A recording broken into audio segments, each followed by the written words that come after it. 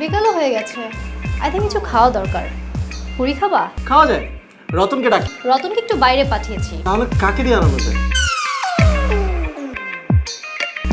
নাইম সাহেব। জি স্যার। আপনি কি কাইন্ডলি আমাদের জন্য নিচ থেকে একটু পুরি নিয়ে আসতে পারবেন? সরি, পুরি পুরি। আমি পুরি আনতে যাব? হ্যাঁ, আপনি যাবেন।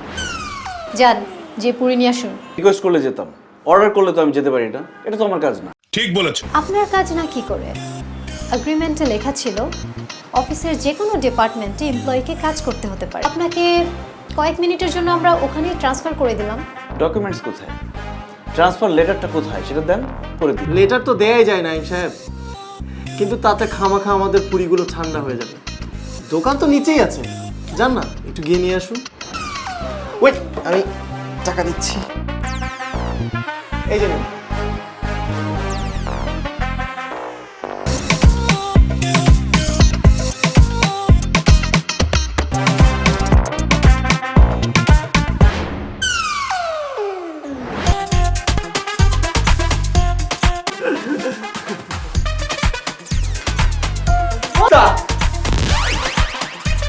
এসব কি? স্যার পুরি, পুরি চেনেন না? খায়।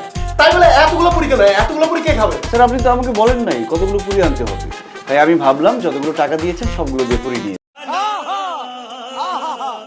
আর ইউ ক্রেজি? এতগুলো পুরি কে খাবে? আর এভাবে ওয়েস্ট করার মানে কি? ওয়েস্ট কেন হবে ম্যাডাম? আপনারা দুজন 2 পিস খাবেন, বাকিগুলো আমি পথ শিশুদের নিচে দিয়ে আসবো, ওরা আপনাদের জন্য খুব দোয়া করবে। আর একটা কথা স্যার, এমপ্লয়িকে নতুন ডিপার্টমেন্টে পাঠালে একটু তো সমস্যা হতেই পারে, ভুলভ্রান্তি হওয়া তো স্বাভাবিক, নতুন কাজ না।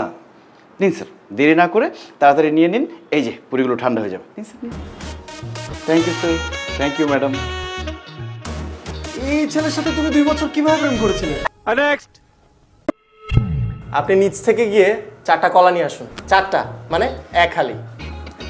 এই যে নিন 50 টাকা, 4টা 40 টাকা, আর 10 টাকা আপনার টিপস। এবার কিন্তু সব ডিটেলস বুঝিয়ে বললাম, এবার আর কোনো ভুল করা যাবে না। যাও।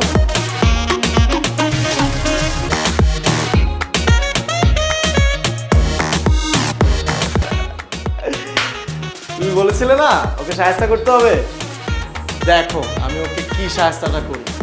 আমি ওকে সাহায্য করার জন্য এমন মাস্টার প্ল্যান বানিয়েছি, এবার আরো রেহাই নেই।